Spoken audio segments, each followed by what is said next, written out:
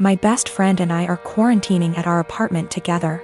She's trans and has had trouble growing her hair out, so she wears wigs.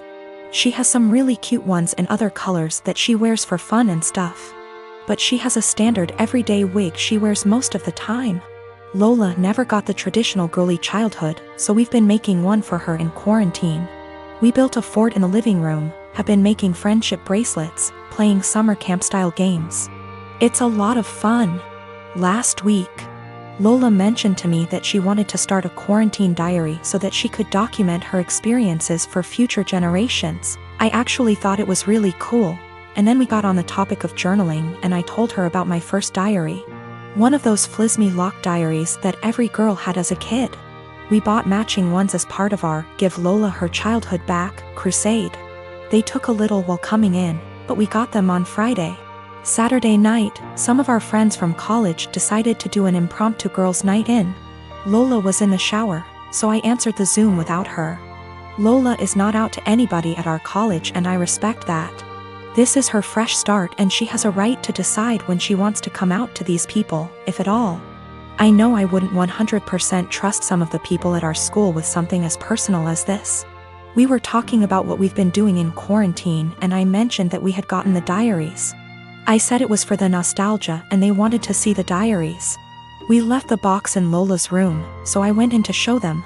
Lola and I go into each other's rooms all the time, we're basically sisters to one another, and it's just about second nature. When we were younger, we had keys to each other's houses. I didn't think anything of it. I flipped the camera to show the diaries and didn't flip it back. I got distracted by a cute choker on her dresser and forgot that the camera was flipped back / there was anything to hide. They knew Lola has worn wigs out to parties / the club / etc., but her everyday wig was right out in plain view, and one of our nosier friends asked what the new wig was. I completely blue-screened and someone else realized that it was Lola's hair. I genuinely had nothing to say. They were asking why Lola wore a wig and I had no explanation. I didn't want to out her. Someone else came to the conclusion that Lola must have cancer or alopecia or some other horrible thing that causes hair loss. They've decided that she was just too embarrassed to say, and they all started going on about poor Lola, etc. I just didn't know what to say and I said it wasn't my place to confirm / deny. I hung up and immediately told Lola. I apologized profusely, and I know how badly I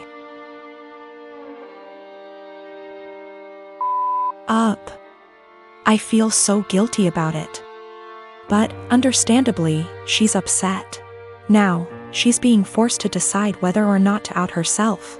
Lola, understandably, doesn't want to lie about having some serious disease and people are already trying to show support. At the same time, though, she doesn't want to have to come out. I don't know what to do.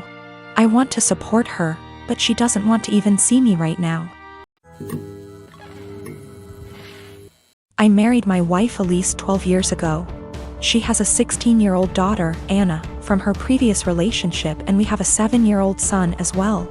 From pretty much the beginning of our relationship, Anna and I have never gotten along. I don't know how to emphasize that it is not because of a lack of trying. She just does not like me. When she was young, she was just scared of me and afraid I'd tear their family apart.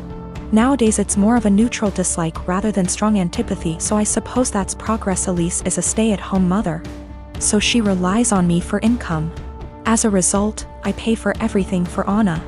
Food, clothes, volleyball fees, field trips. I take an interest in her hobbies. I go to her games. I'm not saying I'm perfect, but I try my damn hardest to be the stepfather I can. But it's so hard. Always giving me curt one-word responses. Always having to have an attitude. She does things to get a rise out of me. Staying out late reeking of booze. Always trying to sneak boys in. Typical rebellious stuff. But I always let her know I love her and I'm there for her in hopes of her shithead teenager phase passes. The opposite is true for her biological father.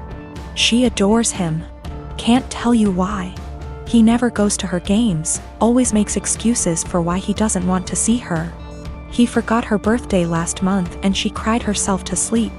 Well anyways, Friday, I came to her room to check her phone and read her messages, not a permanent thing. But she's been caught sneaking out twice in the last month, so this is her punishment. I ask for the phone, she says, no, I'm tired of you checking my shit, leave me alone. I tell her I'm not asking again and she goes, just off already. You're not my real dad. You never have been. Stop acting like you can tell me what to do before getting up and slamming the door. Like I said, guys, I'm tired. Tired of the blatant disrespect. Of being the verbal punching bag while still providing more for her than anyone else in her family. We haven't really talked since until this morning during breakfast. She asked if I could pay for her plane tickets so she could see her boyfriend cross-state. Like I said, her mom doesn't work and her dad is a POS, so I normally would be the one to cough up the money.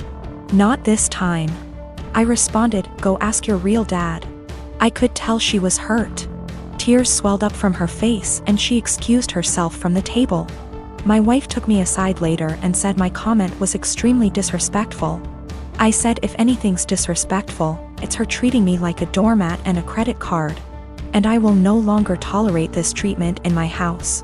I told her we don't have to be friends. But if she can't at least be cordial to me or respect my position as an authority figure, she can find someone else to pay for her non-essentials. I'll try to give my girlfriend's side here too so it's not too biased. I used to dress like shit. I was perfectly content wearing my gym clothes everywhere and stretch the dress code as much as possible for work. My girlfriend works in the fashion industry, so she helped me buy some clothes that fit me better and looked nicer without being out of my comfort zone, so I was really thankful for that. I kept all the same gym clothes, sweatpants, Panama pants, old t-shirts and sweaters and jeans etc., as well as all of my shoes because I figured they'd be fine to wear around the house or to work out because I don't really care how I look for that. I told her she could buy clothes for me if she wants because she knows what I like, which is maybe where I went wrong. Last week I went on training for work and it was my birthday while I was gone. I got back and my girlfriend had donated all of my old clothes that she hadn't picked out and replaced it with new stuff. I tried to act grateful at first, but honestly I am pissed off. I don't want to wear shitty stiff jeans that stain the seats in my truck blue, and the running shoes suck for actually running. Even the sweatpants are kinda tight, which in my mind defeats the purpose of wearing sweatpants. She got rid of all my old t-shirts that I bought at games and replaced them with plain colors, but now I have barely any t-shirts at all, and she spent a ton of money doing this. I know the jeans alone are over $300 and the shoes probably cost over $2,000. She gets a small discount on this stuff, but still, she probably spent upwards of $5,000 on all the new clothes. I looked up some of the brands and it's all really high-end. I told her I wish she hadn't gotten rid of my old stuff, and she said I would have kept wearing it, so she had to, but offered to go get it back from the thrift store. Well, the thrift store apparently sends their donated clothes away to get wasted and then they get sent to various locations throughout our city, so basically no one has any idea where my clothes are and they're as good as gone.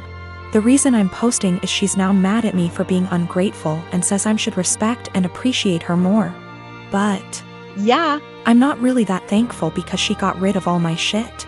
Yesterday I told her not to talk to me until she came home with my bean boots that I've been breaking in for years, which she actually was able to find, but it caused a huge fight. I don't dress like a slob, my clothes don't have holes, I'm not wearing lame graphic tees. And everything I've worn out of the house for the last 3 years, with the exception of going to the gym. Also, I'm not going to break up with her over this. It sucks, but not really breakup worthy. Been with Stephanie for a little over 3 years. More or less relationship is good. She tends to be way overdramatic when we fight, which isn't often. But I can usually talk her down and things work out. When Stephanie and I first started dating, she mentioned a few times in kind of a mysterious, I thought it was attention-seeking, still do, way that she had some kind of mental illness or mental health struggle. Eventually, probably 2 or 3 months in, she came out and told me in a really serious conversation that she has body dysmorphia and thinks she's obese and hates herself for it. Now let me be clear, I love her the way she is, wouldn't change a thing. I don't mind her weight whatsoever. But even when she said it initially, I almost thought it was a joke. Stephanie is obese. I'm not good at guessing weight and she's never told me her weight, but I know she's 5 feet 4 inches and a size 22 in pants. She's by all standards obese. I don't mind it at all. I'm attracted to her. I think she's beautiful. I would never ask her to change a thing. It didn't come up again for a while, but last fall she took a psychology course for her college degree and they talked about mental illness, and it came back up. She came in one night almost happy, in a weird way, saying that she understands everything that's wrong with her because they talked about BD in class and it all makes sense. She has never been diagnosed by a medical professional and can't see a doctor for lack of health insurance.